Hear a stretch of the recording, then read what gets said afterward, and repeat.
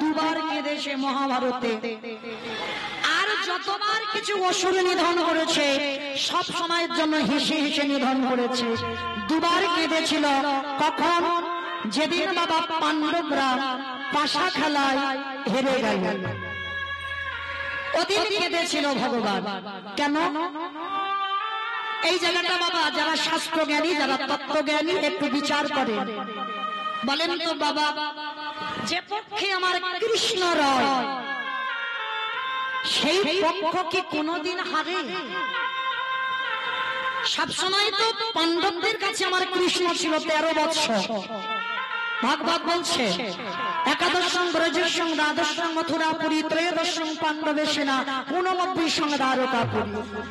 1 থেকে 11 বছর লীলা বৃন্দাবন, 12 বছর লীলা মথুরা, 13 বছর লীলা কুরুক্ষেত্র লীলা, আর 89 বছর ছিল দ্বারকা লীলা। তাহলে ভগবানের টোটাল বয়স কত হলো? 11, 12, 13, 89, 125। 125 এটা মৌমিতা বলছে না, ভাগবত বলছে 125 বছর ভগবানের টোটাল বয়স। তাহলে যে ভগবান 13 বছর পাণ্ডবদের সঙ্গে রইল, সবসময় সুখে দুঃখে থাকে, কিন্তু তথাপিও বাবা পাণ্ডবরা পাশা খেলায় হারলো কেন? ভেবেছেন কোনদিন? এটাই তত্ত্ব। ভগবান কারোর একার নয়, ভগবান কারোর একার নয়। এখানে যদি কেউ মনে করে আমি বড় বৈষ্ণব হয়েছি, আমি নিয়ম নিষ্ঠা মেনে চলি, ভগবান শুধু আমার একার, ভুল ভাববে। ভগবান চোরেরও হয়, ভগবান সাধুরও হয়। চোরকে বলে তুই চুরি করতে যা, আর মালিককে বলে তুই নিশ্চিন্তে ঘুমা, তোর মাল আমি পাহারা দেব। ও বেটা সবার, ও কারোর একার নয়। যার জন্য বাবা প্রমাণ দিয়ে গেল এই তো মহাভারতে কিছুক্ষণের জন্য আমার ভগবান দুর্যোধনের সাথ দিয়েছিল। পাণ্ডবদের দলে ছিল, কিন্তু একটুখানির জন্য দুর্যোধনের সাথ দিয়েছিল। কেন? এই যে বাবা সিদ্ধান্তগুলো ঠিকঠাক নিতে হবে, ভুলভাল সিদ্ধান্ত নিলে হবে না। আর তুমি যদি অধর্মের পথ ধরো, ভগবান জীবনে তোমার সাথ দেবে না। আর যদি প্রকৃত তুমি ধর্মের পথ আঁকড়ে বসে থাকতে পারো, তুমি ধর্মটাকে ধরে থাকতে পারো, ভগবান বললেন তাকে কেউ সাহায্য করুক বা না করো, ধর্ম নিজে স্বয়ং তাকে সাহায্য করে। নিতাই গৌর প্রেমানন্দে হরি বল। যার জন্য বাবা দুর্যোধনের পক্ষ নিয়েছিল একটুখানির জন্য পাশা খেলায়। কিরকম? কারণ দুর্যোধন বাবা ভালো পাশা খেলা জানতো না, একদমই জানতো না। আর যার জন্য ওই দুর্যোধন শুকুনি মামার উপরে দায়িত্ব দিয়েছিল, আমার হয়ে আমার মামা পাশা খেলার ঘুঁটি ছাড়বে। আর একটুখানি সময়ের জন্য যুধিষ্ঠির মহারাজের একটু অহংকার এসেছিল। দুর্যোধন খেলতে জানেন, ওই জন্য মামাকে দিয়েছে। কিন্তু আমরা 5 ভাই তো পারদর্শী পাশা খেলা। কৃষ্ণকে বলেছিল, সখা যতক্ষণ না আমরা পাশা খেলার এখানে তোমাকে ডাকবো, তুমি আমাদের খেলার মাঝখানে থাকবে না। ভগবান তখনই মনে মনে ভাবলো, যুধিষ্ঠির কি করে তুমি বলতে পারলে? কারণ একবারের জন্য তুমি ভাবলে না। দুর্যোধন তার মামার উপরে দায়িত্ব দিল, তুমি কি পারতে না তোমরা না খেলে আমার উপরে দায়িত্বটা তুলে দিতে? আর এই সিদ্ধান্ত নেওয়ার জন্য আমি তো কিছুক্ষণের জন্য দুর্যোধনেরই সাথ দেব। পাশা খেলায় পাণ্ডবরা কেড়ে গেল। বাবা প্রশ্নটা আপনারা করেন না, আমরা করি না। করেছিল কে? দ্বারকায় উদ্ধব আমার কৃষ্ণকে। কৃষ্ণ আমি মেনে নিলাম পাণ্ডবদের ভুল ছিল, কিন্তু তোমার সখী দ্রৌপদী কি ভুল করেছিল? একটা নারীর সম্মান ধুলোয় মিশে গেল, তারপরে তো তুমি তাকে কৃপা করেছিলে। তা নারীর যদি সম্মানটাই চলে গেল, তাকে কি সমাজ নারী বলবে? বলো, সখী কি দোষ করেছিল, কি ভুল করেছিল, যার জন্য তুমি দ্রৌপদীর এইরকম অপমানিত হতে দেখলে? ভগবান মুচকি হেসে বলল, শোনো উদ্ধব, যে ভুলটা পাণ্ডবরা করেছিল সেই ভুলটা দ্রৌপদীও করেছিল।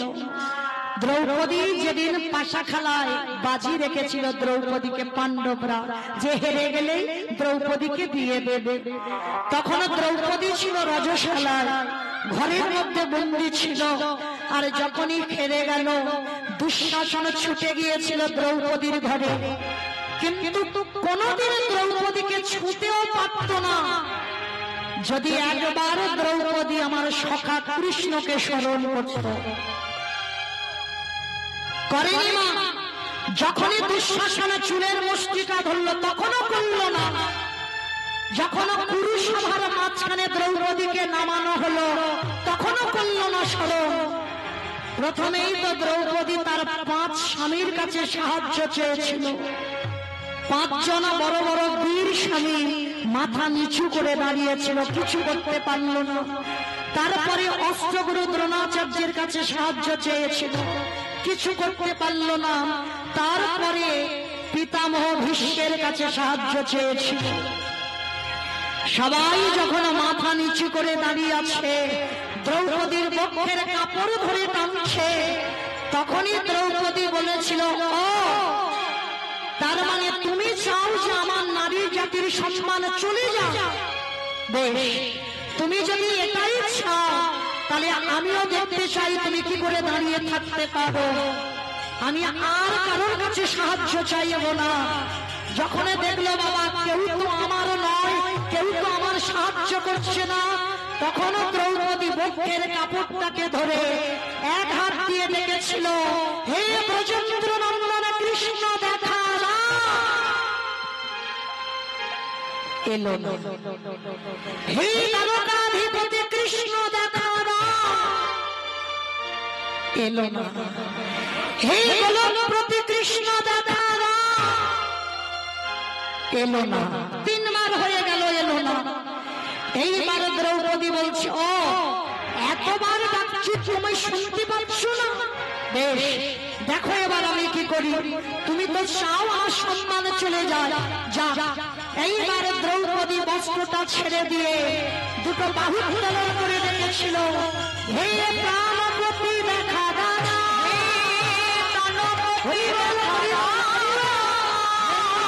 প্রাণপতি দেখা দাও,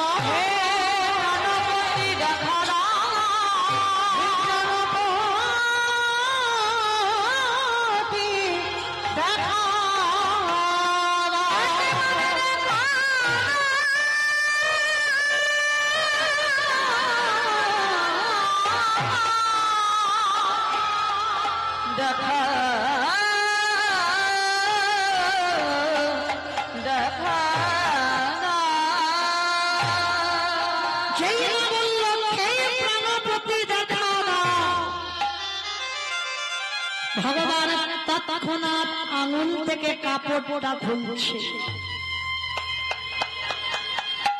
কি বাবা মনে পড়ছে সেই দিনের কথা?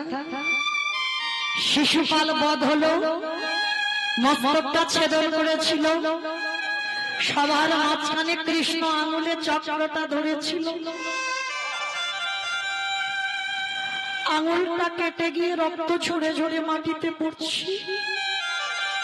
দ্রৌপদী থাকতে পারল না, কৃষ্ণ তো প্রাণ, একটা নারী জাতির সম্মানের চিন্তা করল না। সবাই তাকিয়েছিল শিশুপালের মাথার দিকে, আর দ্রৌপদী ছুটে গিয়ে সবার মাঝখানে 5 জন স্বামী দাঁড়িয়ে আছে, সবার মাঝখান থেকে ছুটে গিয়ে নিজের বস্ত্রটা ছিঁড়ে দিয়ে কৃষ্ণের আঙুলে বেঁধে দিয়েছিল। ভগবান দ্রৌপদীর পানে চেয়েছিল, সখী এত বীর, এত রথী, এত মানুষ দাঁড়িয়েছিল, কেউ আমার হাতের রক্ত দেখতে পেল না, তুমি দেখতে পেলে। সখী যদি কোনোদিন প্রয়োজন হয় একবার তুমি আমাকে সখা বলে স্মরণ করো। পৃথিবীর যেখানে থাকি না কেন আমি তৎক্ষণাৎ তোমার কাছে গিয়ে তোমার বসন ফিরিয়ে দেব। যত প্রয়োজন হবে তুমি আমার কাছে চেয়েও। আজকের ভগবানের মনে পড়ে গেল সেই দিনের কথা। দুঃশাসনের বস্ত্র টানা যেখান থেকে দ্রৌপদীর বস্ত্র শেষ, ভগবান সেই বস্ত্রটা দ্রৌপদীর বস্ত্রের সঙ্গে জুড়ে দিয়েছে। টানতে টানতে ক্লান্ত হয়ে গেল দুঃশাসন। দুর্যোধনের একটা ভাই ছিল বিকর্ণ। বিকর্ণ বলেছিল, ভাই বন্ধ কর, দ্রৌপদীকে রক্ষা করবার মালিক এসে গেছে, পারবি না, আর কোনো মতেই পারবি না দ্রৌপদীর সম্মান ধুলোয় মেশাতে। তাকিয়ে দেখছে কৃষ্ণের আঙুল থেকে কাপড় আসছে দ্রৌপদীর অঙ্গে। দ্রৌপদী করজোর করে বলেছিল, সখা আমি তো তোমায় 3-3 ডাকলাম, কই আমার ডাকে তো সাড়া দিলে না। ভগবান মজা করে বলল, আচ্ছা সখী, তুমি প্রথমে আমায় কি বলেছ? বলে, কেন? প্রথমে বলেছি ব্রজেন্দ্র নন্দন কৃষ্ণ দেখা দাও। কোথায় হস্তিনাপুর আর কোথায় বৃন্দাবন, আসতে টাইম লাগবে না। তারপরে কি বলেছ? হে দ্বারকাধিপতি কৃষ্ণ দেখা দাও। কোথায় হস্তিনাপুর আর কোথায় দ্বারকা, 3 দিনের পথ, আসতে টাইম লাগবে না। তারপরে কি বলেছ? হে গোলকপতি কৃষ্ণ দেখা দাও। কোথায় হস্তিনাপুর আর কোথায় গোলক, আসতে টাইম লাগবে না। ও তাহলে 3 বারের ডাকে এলে না, 4 বারের ডাকে কেন এলে? বলে, সখী 4 বারে তুমি কি বলেছো বলো তো?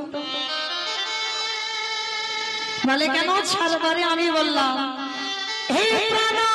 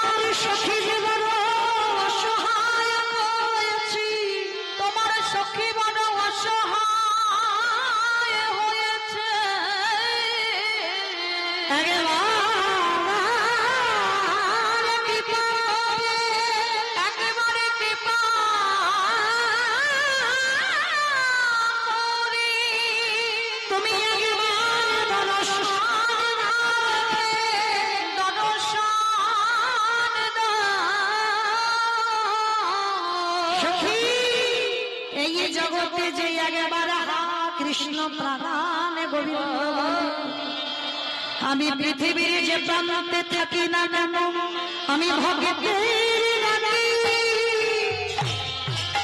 আমি দয়াল ছুটে আসি, তাই বলে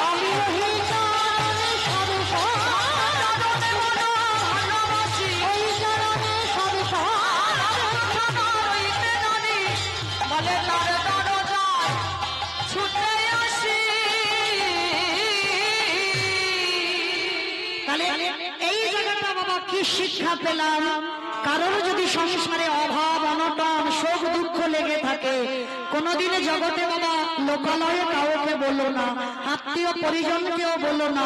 বললে কি হবে? তুমি তাদের কাছে হাসির পাত্র হয়ে উঠবে। তাহলে জানাতে যদি হয়, একজনের কাছে জানাও, যিনি হলেন বিশ্বের স্রষ্টা মালিক ভগবান। কারণ দ্রৌপদী জানাতে ভুল করল বলে আজকে নারী জাতির অসম্মান হয়ে গেল। পাণ্ডবরা কৃষ্ণকে সম্মান দিল না বলে পাশা খেলায় হেরে গেল। তাহলে ভগবান সেদিন কেঁদেছিল, আর একদিন কেঁদেছিল কবে? যেদিন গান্ধারী অভিশাপ দিল তোমার 56 কোটি যদু বংশ ধ্বংস হবে, এই দুবার কেঁদেছিল। কিন্তু কৃষ্ণ বলল, পিসিমা গো, তোমার গুরু বংশ আমি ধ্বংস করি না, ধ্বংস করি না। ওগো পিসিমা, ওগো পিসিমা,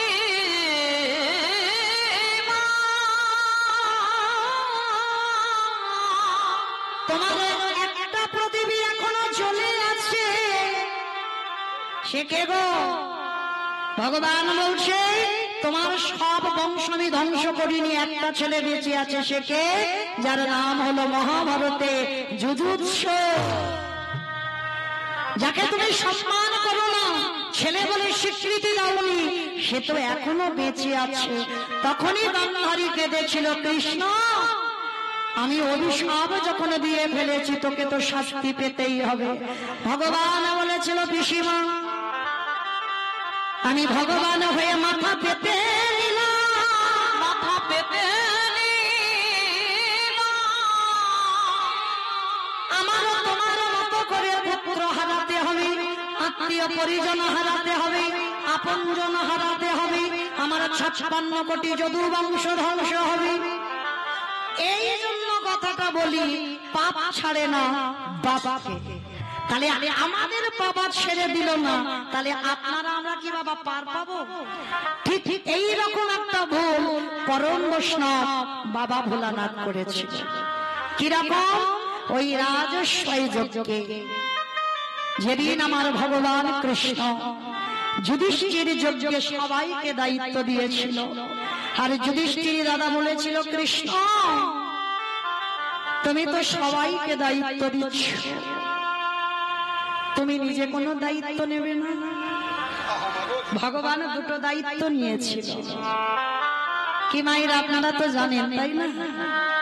একটা হচ্ছে পা ধোয়ার দায়িত্ব, আর একটা হচ্ছে পাতা গুড়ানোর দায়িত্ব। কিন্তু তার মধ্যেও আর একটা দায়িত্ব করেছিল পালন। ওই যারা যারা প্রসাদ পেয়েছিল, কৃষ্ণই এঁঠোগুলো নিয়ে নিজের গায়ে ভালো করে মেখেছিল। যুধিষ্ঠির দাদা বলেছিল, কৃষ্ণ ওদের পা ধোয়ার শিষ মেনে নেওয়া যায়, ওদের এঁঠো পাতাগুলো ফেলছিস মেনে নেওয়া যায়, কিন্তু কৃষ্ণ ওদের এঁঠোগুলো নিয়ে তুই গায়ে মাখছিস কেন? বিশ্বের স্রষ্টা মালিক ভগবানের চোখে এলো জল। বলেছিল, দাদা এ তো আমার কর্মফল। সে কি কৃষ্ণ তুই আবার পাপ করিস? কে গো মায়েরা, আপনারা যদি অন্যায় করেন, আপনারা যদি অপরাধ করি, আমরাও যদি অপরাধ করি, আমাদের বিচার আমার কৃষ্ণ দয়াময় করবে। কিন্তু বলেন তো, যে বিচারের জায়গায় বসে, যে জগতের শিক্ষা দেয়, তার বিচার করবে কে? ভগবান বললেন, আমার বিচার কাউকে করতে লাগে না, আমি নিজে নিজেই করে দিই। আচ্ছা কৃষ্ণ, তুমি যে বলছো তুমি পাপ করেছো, অপরাধ করেছো, কি এমন পাপ করেছো গো? বলে, জানো দাদা, আমি নিজের হাতে একটা মণিপুত্রকে হত্যা করেছি। মণিপুত্র সেটা কে? যার নাম হলো বিশ্বের সবার মনের ছেলে, যার নাম হলো রাবণ রাজা। ওই রাবণ রাজাকে নিজের হাতে হত্যা করেছিল। আচ্ছা বলো তোমার, রাবণ রাজা ভালো লোক ছিল না খারাপ লোক ছিল? ভালো লোক ছিল। ও মা, এ তো একটা নতুন কথা শুনলাম, রাবণ নাকি ভালো লোক। হ্যাঁ গো, যে ভগবানের বউ চুরি করে নিয়ে যায় সে কি করে ভালো হয়? মোটে ভালো নয়, তোমরা জানো না বলে বলছো। বলে আমি জানি না, আপনারা জানেন। হরি বল। রাবণ খারাপ নয়। অনেক অনেক মানুষদের দেখবেন বাবা বাইরেটা খুব কঠিন হয়। দেখবেন বাবা কোনো মানুষের মুখ দেখলে, কোনো মানুষের কথা দেখলে, তার গলার আওয়াজ দেখলে বুঝতে পেরে যাবে বাবা সে কঠিন না একটু নরম মনের মানুষ। বুঝতে পারেন না আপনারা? কে পারে জানি না, আমি তো পারি। কিন্তু বাবা দেখবেন অনেকের বাইরে কঠিন, কিন্তু অনেকের ভিতরটা খুব নরম। রাবণ রাজা ছিল তাদের মধ্যে একজন। রাবণের বাইরেটা খুব কঠিন গো। সবাই বলে রামচন্দ্রের সব থেকে বড় শত্রু। না, রামচন্দ্রের শত্রু কোনোদিনই ছিল না। রামচন্দ্রের যদি শত্রু হবে, রামচন্দ্র অকাল বোধন পূজা করেছিল। অমাইরা অকাল বোধন পূজা মানে যেটা আশ্বিন মাসে দুর্গা পূজা, এই পূজাটা করেছিল কে? রামচন্দ্র। কেন করেছিল বলতো? রাবণকে মারবার জন্য। তা রাবণকে মারবার জন্য যখন দুর্গা পূজা করবে, কিছুতে রাবণকে বধ করা যাচ্ছিল না বাবা। অনেক চেষ্টা করেছিল, রাবণ কিছুতে মরে না। কেন? রাবণ বাবা মা দুর্গার উপাসনা করে, শক্তি আরাধনা করে বেঁচেছিল। তা বিভীষণ অনেক আগে রামের চরণ শরণাপন্ন হয়েছে। ভালো করে এই জায়গাটা মা একটু মন দিয়ে শুনবেন বাবা, বড় চৈতন্যের কথা। তো বিভীষণ বলেছিল, প্রভু আমার দাদাকে তুমি এইরকম করে মারতে পারবে না। আমার দাদাকে যদি তুমি মারতেই চাও, একটা কাজ করতে হবে। কি কাজ? না, তোমাকে দুর্গা পূজা করতে হবে। বিভীষণ, আমি যে দুর্গা পূজা করব, আমার দলে তো সবাই বানর, আমার দলে তো সবাই মানব, আমার দলে তো কেউ ব্রাহ্মণ নেই, কেউ পুরোহিত নেই, তাহলে আমি পূজাটা করবো কাকে নিয়ে? তা বিভীষণ হেসে বলেছিল, প্রভু আচ্ছা, লঙ্কার মাটিতে সব থেকে বড় পুরোহিত একজনই আছে, যেটা হলো আমার দাদা রাবণের রাজা। যেই না বলেছে রাবণের রাজা, রামচন্দ্র বলছে, বিভীষণ তোমার কি মাথা খারাপ? আমি রাবণের মৃত্যুর জন্য দুর্গা পূজা করছি, আর তুমি কিনা বলছো সেই রাবণ আমার বাড়িতে এসে দুর্গা পূজা করবে তার মৃত্যুর জন্য? বলে, প্রভু তুমি বোধহয় জানো না পুরোহিত কাকে বলে জানো? অমায়েরা বৃহস্পতিবার করে পূজা হয়, তো হয় বাড়িতে হয়, ঠাকুর মশাই আসে, কত কিছু নিয়ে যায় না, সিধে করে দিতে হয়, ফল দিতে হয়, দক্ষিণা দিতে হয়।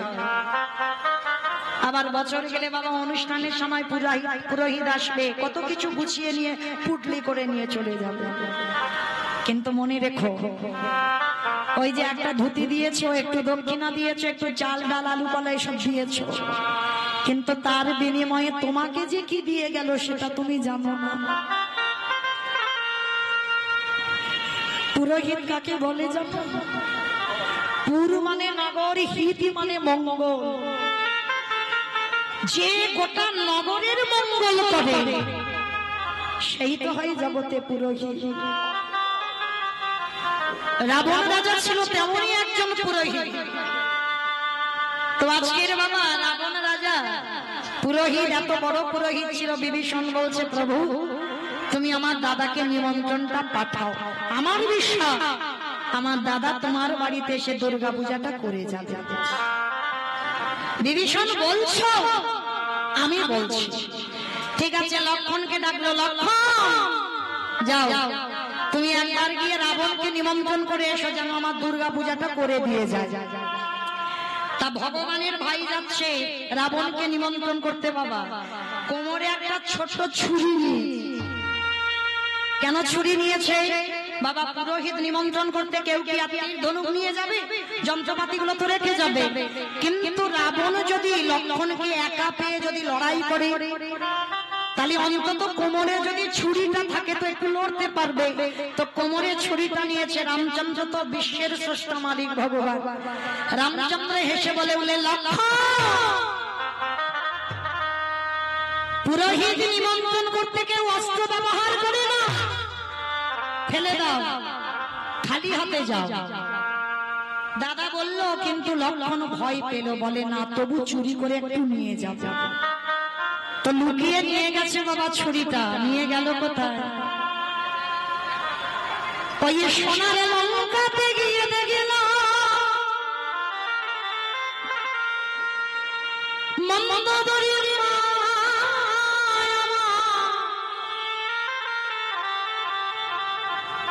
রাবণের 1 লক্ষ ছেলে 1.25 লক্ষ নাতি, বংশে বাতি দেওয়ার মতো বার কেহ না। 1 লক্ষ ছেলে 1.25 লক্ষ নাতি, ভাবতে পারছেন? একটা দুটো না, সব মরে গেছে। মন্দোদরী মায়া